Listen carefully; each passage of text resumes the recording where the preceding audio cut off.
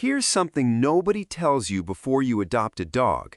You can do everything right, buy all the best supplies, read every article on the internet, and your dog will still probably chew up your favorite shoes in the first week anyway.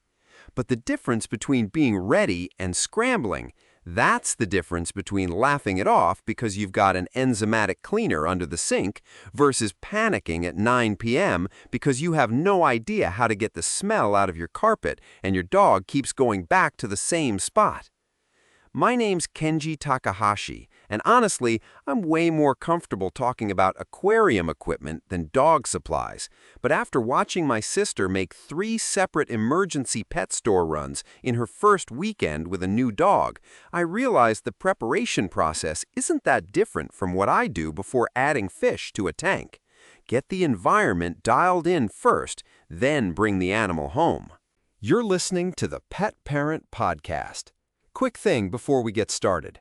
The research, writing, and everything you're hearing today is written and verified by real people, but the voice you're hearing right now is AI generated. Just wanted to put that out there up front. If you've been listening for a while, thank you, seriously. It's good to have you back. And if you're new here, welcome. Glad you found the show.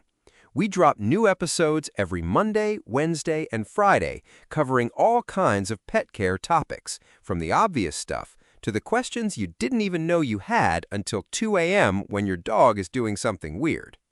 Today we're talking about what you actually need before you bring a dog home, because scrambling through pet stores after the fact is not the move. Let's jump in. You're listening to an article I wrote after sitting down with my sister last year and building out a proper checklist, because watching her stress through those first few days reminded me of every mistake I made as a beginner fish keeper, bringing home new livestock without checking if my tank parameters were even compatible. Whether you're bringing home a puppy, an adult dog, or a senior rescue, having everything ready before adoption day makes the transition smoother for everyone involved. This checklist covers the foundational supplies and setup considerations that'll help your new companion settle in without the chaos of last-minute shopping trips. Now, let's start with the most basic necessity: food. What you should be looking for is AAFCO-certified complete nutrition formulated specifically for your dog's life stage. Check the show notes for a link to the current price on Hill's Science Diet Adult, which represents the standard you're aiming for: named protein sources and balanced macronutrients designed for adult dogs. Puppies need food with higher protein and fat content, usually somewhere between 22 and 28% protein and 8 to 15% fat to support their rapid growth. Senior dogs often benefit from lower-calorie formulas with joint-supporting supplements like glucosamine and chondroitin. What I found works after helping my sister navigate all this is checking the life stage designation on the bag and making sure it matches your dog's current age. That's puppies under 12 months for most breeds, adult from 1 to 7 years, and senior typically beginning around 7 or 8 years. In my experience researching options with her, the ingredient panel matters way more than whatever marketing hype is on the front of the bag. Look for whole protein sources in the first 3 ingredients: chicken, beef, fish, lamb, rather than generic meat meal or excessive grain fillers. And verify the food meets AAFCO nutritional standards for your dog's life stage. Large breed puppies require special consideration here. They need controlled calcium and phosphorus ratios, around 1.2 to 1, to prevent developmental orthopedic issues. So specialized large breed puppy formulas aren't just marketing fluff. They actually serve a purpose. The real downside to many quality foods is the initial digestive adjustment period. Even premium formulas can cause temporary loose stools during the transition, so plan to gradually switch over 7 to 10 days by mixing increasing amounts of the new food with whatever the shelter or breeder was feeding. Moving on to bowls. I learned this lesson the hard way with aquarium equipment. Cheap plastic degrades, harbors bacteria in scratches, and just doesn't hold up. The same applies to dog bowls. Stainless steel bowls are your most practical choice because they're dishwasher safe, virtually indestructible, won't retain odors, and can't be chewed through by teething puppies. Ceramic is a solid second option if you want something heavier that won't slide across the floor, but make sure it's lead-free and check periodically for chips or cracks that could harbor bacteria or cut your dog's tongue. Size matters here more than you'd think. A Chihuahua and a Great Dane obviously need different bowl capacities, but what's less obvious is that bowl depth affects eating comfort, especially for flat-faced breeds like bulldogs or pugs who struggle with deep dishes. Wide, shallow bowls around 2 to 3 inches deep work for brachycephalic breeds, while deeper bowls, 4 to 6 inches, suit longer-snouted dogs. For large breeds or dogs with joint issues, elevated feeders positioned at chest height reduce neck strain, though there's some veterinary debate about whether they increase bloat risk in deep-chested breeds. That's something worth discussing with your vet if you're adopting a Great Dane, German Shepherd, or similar breed. The main drawback to stainless steel is that lightweight bowls skate across hard floors during meals, leaving food scattered everywhere. Look for bowls with rubber bases or non-slip rings if your floors are tile or hardwood. Next up, collars and ID tags. Every dog needs a flat buckle or snap collar with current identification tags attached before they step outside your home. I don't care if you're planning to microchip them next week, that tag is your first line of defense if they slip out the door during the adjustment period. Collar fit follows the 2-finger rule. You should be able to slide 2 fingers comfortably between the collar and your dog's neck when it's fastened. That's snug enough to prevent slipping off, but loose enough to not restrict breathing or cause discomfort. Material choice depends on your dog's coat type and activity level. Nylon collars with plastic buckles work well for most dogs and come in every size imaginable, typically 6 to 26-inch neck circumferences. Leather develops a nice patina over time and tends to be more comfortable for thick-coated breeds that might mat against rougher materials. For puppies, buy an inexpensive adjustable collar, since they'll outgrow it in weeks anyway. Then invest in a quality collar once they hit adult size, around 12 to 18 months depending on breed. ID tags should include your phone number at minimum. I'd add your address too, but opinions vary on that. And if you're getting a metal tag, know that they jingle constantly against the collar ring. It drove my sister crazy until she switched to silicone tag silencers. The biggest issue with traditional collars is that they don't offer much control during walks if your dog pulls, which is why most trainers recommend using a harness for leash training, while keeping the collar on for ID purposes only. So let's talk about harnesses and leashes. A proper walking harness distributes pressure across your dog's chest rather than concentrating it around their trachea the way collar-only walking does. This is especially important for puppies still learning leash manners and small breeds prone to tracheal collapse. Front clip harnesses, where the leash attaches at the chest, provide better steering control and naturally discourage pulling because they redirect your dog toward you when they lunge forward. Back clip harnesses work fine for dogs who already walk politely, but offer less control for pullers. Sizing a harness properly takes more effort than a collar. You'll need to measure your dog's chest girth at the widest part, usually right behind the front legs, and compare it to the manufacturer's sizing chart. A too loose harness can slip off, and a too tight one can cause chafing or restricted movement. Most harnesses fit chest circumferences from 13 inches for toy breeds up to 40+ inches for giant breeds like Mastiffs. For the leash itself, a standard 6-foot nylon or leather leash gives you the perfect balance of control and freedom for training walks. Retractable leashes might seem convenient, but they teach dogs to pull and offer almost no control in emergency situations. The annoying thing about harnesses is the learning curve. Some dogs absolutely hate having them pulled over their head the first few times, and step-in styles can be confusing to put on correctly. I watched my sister struggle with buckles for 5 minutes the first morning, but once you get the routine down, it takes 10 seconds. Now, sleeping arrangements. Dogs need a designated sleeping space where they feel secure. And whether that's an open bed or a crate depends partly on your training approach and partly on your dog's personality. Crate training provides a safe, den-like space and helps with house training, since dogs naturally avoid soiling their sleeping area. But crates only work if they're sized correctly. Your dog should be able to stand up, turn around, and lie down comfortably, but not so spacious that they can eliminate in one corner and sleep in another.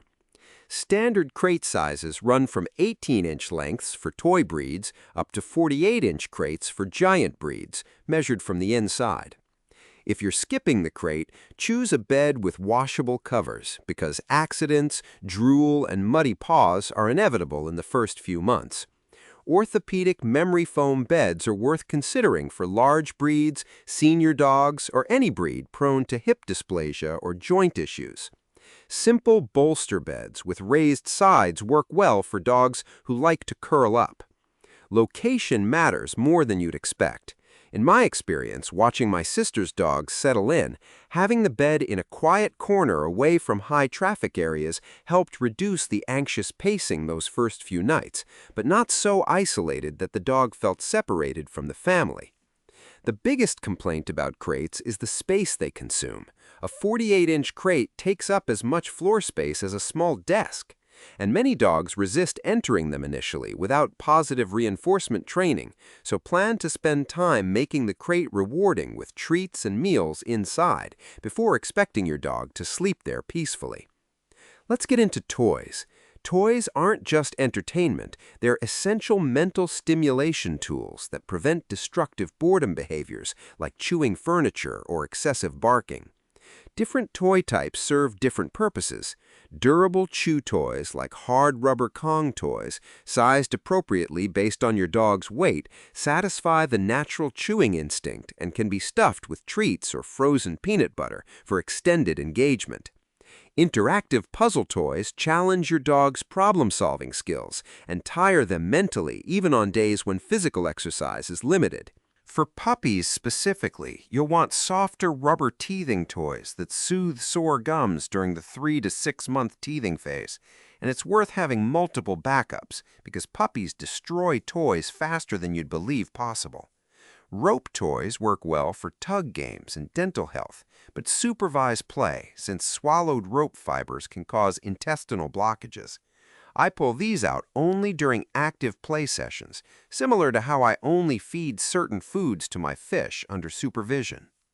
Tennis balls are fine occasionally, but not ideal for power chewers because the abrasive fuzz can wear down tooth enamel over time. And those dollar store plush toys with plastic eyes and noses are accidents waiting to happen since the attachments pop off and become choking hazards within minutes. The frustrating thing about building a toy collection is figuring out your individual dog's preferences. My sister brought 6 different toys before discovering her dog only cared about one specific rubber ball, which felt like wasting money, but that's part of the adjustment process. Next, training treats. You'll burn through a shocking number of treats during the first few weeks of basic training, so stock up on small, soft, high-value training treats that your dog goes crazy for, but won't fill them up too quickly. Look for treats that are roughly pea-sized or smaller. You can cut larger treats into pieces. Low in calories, usually 3 to 5 calories per treat, and soft enough to chew quickly without interrupting the training flow. Crunchy biscuits make dogs stop and work on chewing, then you need their attention back on you immediately. High value means protein-rich with strong smells. Think freeze-dried liver, real meat jerky pieces, or cheese cubes, because you need something more exciting than their regular kibble to motivate learning, especially in distracting environments. The safe daily limit for training treats is roughly 10% of your dog's daily caloric intake. For a 50-pound adult dog, that's around 100 to 150 calories from treats, or about 20 to 30 small training treats, depending on their calorie density. A treat pouch that clips to your belt or waistband keeps treats accessible during training sessions without requiring you to dig through pockets and break your timing. I imagine this works on the same principle as keeping my aquarium testing supplies organized in a caddy. Efficiency matters when you're doing the same task repeatedly. The downside to soft training treats is they can be greasy and leave residue in your pouch, and in your pockets if you forget the pouch. And some high-value options, like cheese or hot dog pieces, need refrigeration, so you can't preload a pouch the night before without ending up with a disgusting mess. Now for something you really don't want to skip: enzymatic cleaner. Unless you're adopting a fully house-trained adult dog with a settled routine, accidents are going to happen. It's just part of the adjustment period. Regular household cleaners might remove visible stains, but they don't eliminate the enzymatic proteins in urine that dogs can still smell, which means your dog will keep returning to the same spot because their nose tells them this is the bathroom. Enzymatic cleaners use specific bacteria and enzymes to break down the organic compounds in urine, feces, and vomit at the molecular level, actually destroying the scent rather than masking it. Application matters. You need to saturate the affected area completely, not just surface spray, and let it sit for the full contact time listed on the bottle, usually 10 to 15 minutes, for the enzymes to work. Products like Nature's Miracle or Rocco and Roxy are formulated specifically for pet messes and work on carpet, hardwood, tile, and upholstery, though you should spot test on delicate fabrics first, since some cleaners can cause discoloration. I keep a bottle in the same cabinet as my aquarium water conditioner because both are things you need immediately when something goes wrong. There's no time to run to the store when you discover a puddle. The inconvenient truth about enzymatic cleaners is they don't work instantly like chemical cleaners. You won't see results for several hours. And in my sister's experience, really set-in stains in carpet padding sometimes needed multiple applications and a black light to verify complete odor removal. It felt like fighting persistent algae in a planted tank. Sometimes you need multiple treatment rounds. Let's talk grooming supplies. Even if you're planning to use professional groomers, you'll need basic at-home grooming tools for maintenance between appointments and for breeds that don't require professional grooming.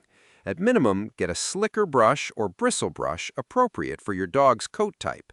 Short-haired breeds do fine with rubber curry brushes or soft bristle brushes, while long-haired or double-coated breeds need pin brushes or slicker brushes to work through the undercoat. You'll also need nail clippers, guillotine style or scissor style. I've heard scissor style offers more control, similar to how precision scissors work better than bulky shears for aquascaping. And pick up dog-safe shampoo formulated to match their skin pH. That's around 7.5 for dogs versus 5.5 for humans, which is why human shampoo causes dryness and irritation. Nail trimming frequency depends on activity level and surface types. Dogs who walk frequently on pavement naturally wear down their nails and might only need trims every 4 to 6 weeks. Less active dogs, or those walking primarily on grass, need trimming every 2 to 3 weeks to prevent the quick from overgrowing and causing gait problems. The quick is the blood vessel inside the nail, and cutting it causes pain and bleeding, which is why many new dog owners are terrified of nail trims. In dark nails, you can't see the quick, so you have to trim tiny amounts at a time and watch for the chalky white inner core that appears just before the quick. Having styptic powder on hand stops bleeding quickly if you do nick the quick, though cornstarch works in a pinch. The frustrating part about grooming is that many dogs absolutely hate it initially, especially nail trims and baths, so you're dealing with a squirming, anxious animal while trying to avoid hurting them, which takes patience and positive reinforcement, not unlike catching a skittish fish in a planted tank without destroying your aquascape. Here's something people don't think about until it's too late: a first aid kit. Having a basic pet first aid kit assembled before you need it can make the difference between a minor incident and an emergency vet visit, though it's important to understand that first aid is about stabilization and transport, not replacement for veterinary care. Your kit should include sterile gauze pads and rolls for wound coverage, medical tape, antiseptic wipes or solution, chlorhexidine-based works well, a digital thermometer, normal dog temperature is 101 to 102.5 degrees Fahrenheit, tweezers for removing splinters or ticks, and a muzzle or strips of cloth, since even the friendliest dog might bite when injured and frightened. Add your regular vet's contact information plus the nearest 24-hour emergency veterinary clinic information to your phone immediately. In my experience, emergencies never happen during convenient business hours. The ASPCA Animal Poison Control number should be saved as well. That's 888-426-4435.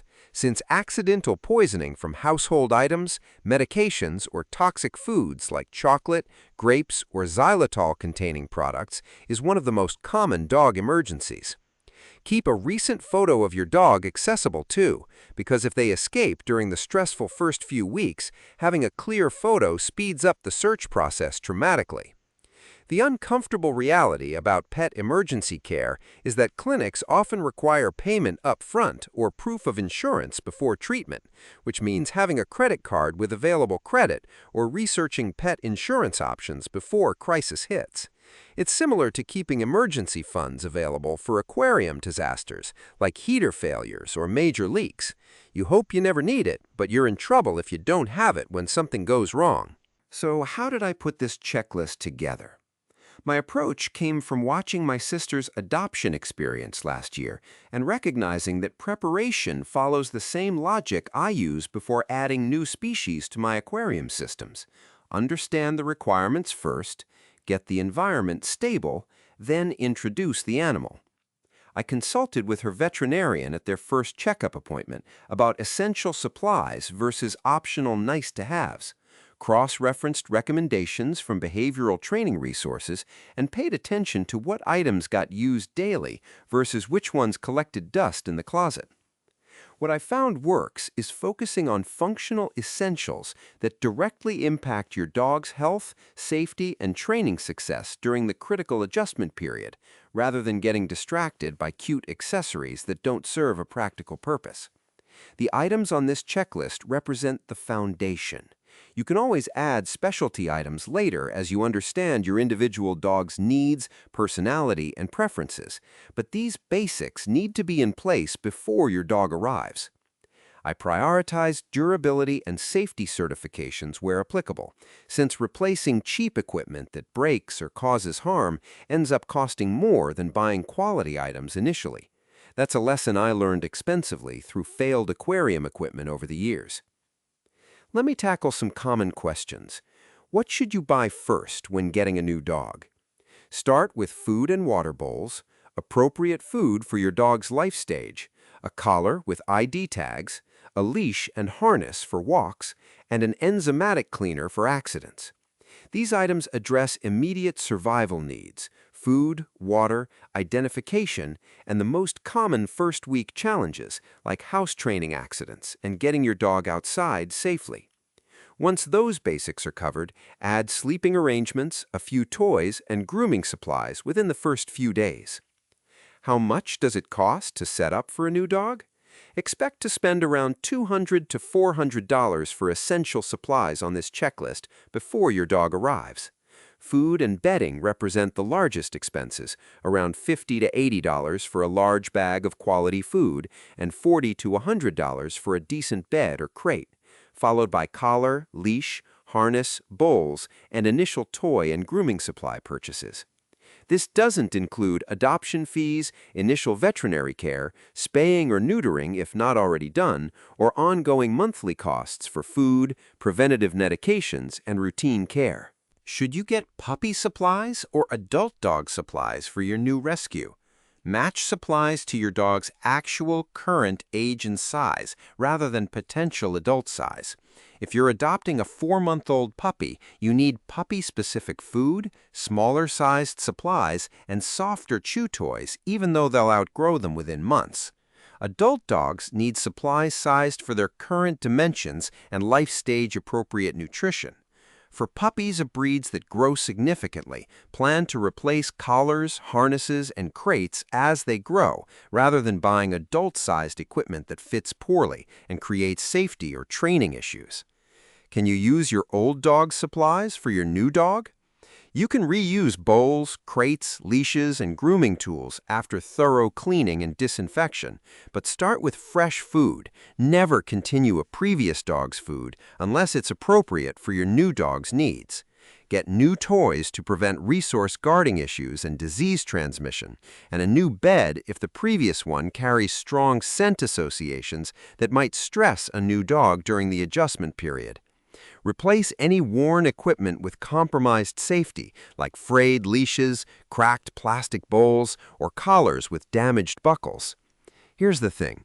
Getting everything on this checklist sorted before adoption day gives you the mental space to focus on what actually matters those first few weeks, helping your new dog adjust, establishing house training routines, and starting to build the relationship that'll last their lifetime. In my experience, watching my sister navigate this process, the dogs who settle fastest are the ones entering homes where the humans have already done their homework and eliminated the chaos of scrambling for supplies. Think of it as cycling a new aquarium before adding fish. Sure, you could dump everything in at once and hope it works out, but taking time to prepare the environment properly leads to way better outcomes and less stress for everyone involved. Your new dog is going to test your patience, make mistakes, and probably destroy something you care about during the adjustment period, regardless of how prepared you are. But at least you'll have the tools on hand to handle it, rather than making frustrated midnight trips to whatever pet store is still open. That wraps up this episode of the Pet Parent Podcast. Thanks for listening all the way through. New episodes drop every Monday, Wednesday, and Friday, so there's always something coming up. If this episode helped you out, it'd mean a lot if you left us a 5-star rating and maybe wrote a quick review. That's genuinely how other people find the show when they're searching for this kind of info. And if you haven't already, go ahead and subscribe or follow so you get a notification the second a new episode goes live. We'll catch you in the next one.